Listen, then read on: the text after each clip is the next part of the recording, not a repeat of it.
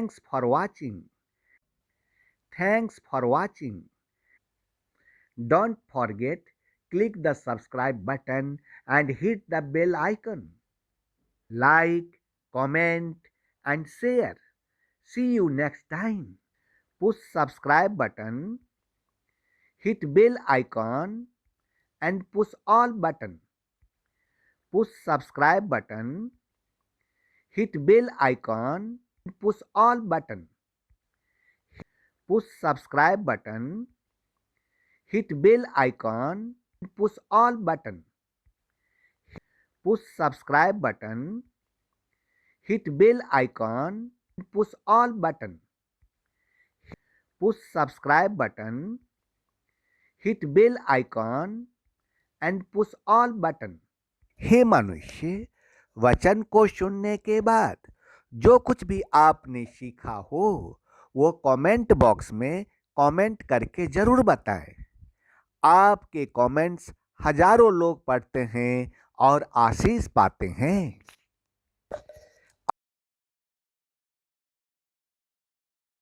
After listening to the word, whatever you have learned, tell it by commenting. Thousands of people read your comment and get blessed. धन्य है वे जिनके मन शुद्ध हैं। क्यों? क्योंकि वे परमेश्वर को देखेंगे। धर्मशास्त्र मत्ती अध्याय 5 का श्लोक 8 उल्टा करके देखो। Great blessings belong to those whose thoughts are pure. They will be with God. Bible, Matthew chapter 5 and verse 8. Look back. परमेश्वर आपसे आमने सामने मिलेंगे। God will meet you face to face.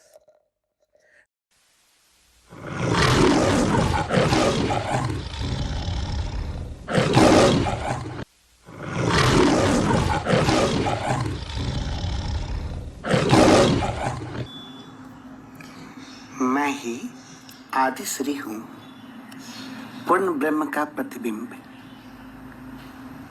धर्मशास्त्रों ने मुझको सुपर सोल कहा।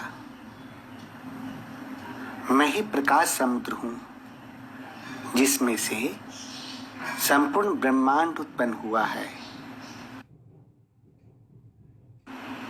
और प्रकाश समुद्र की बूंदों को ही आत्मा कहते हैं।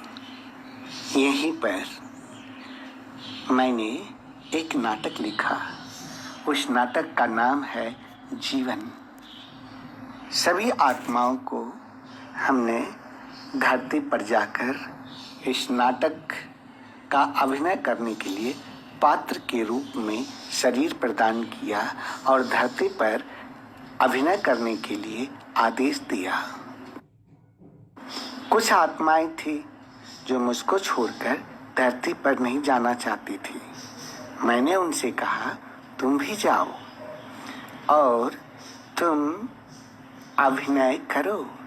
जब तुम्हारा रोल खत्म हो जाएगा तब मैं तुझको लेने के लिए खुद आऊँगा।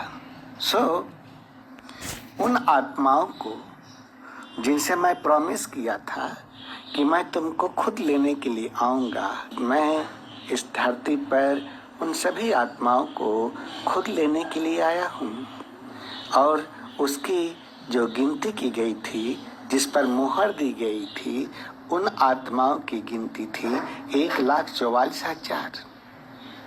मैं ये कहता हूँ कि भौतिक क्षेत्र में सभी जीवन का अस्तित्व प्रकृति और आत्मा से हुई है।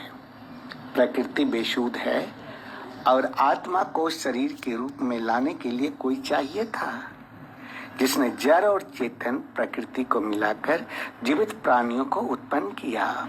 उसी का नाम आदिश्री है। वो आदिश्री मैं ही तो हूँ।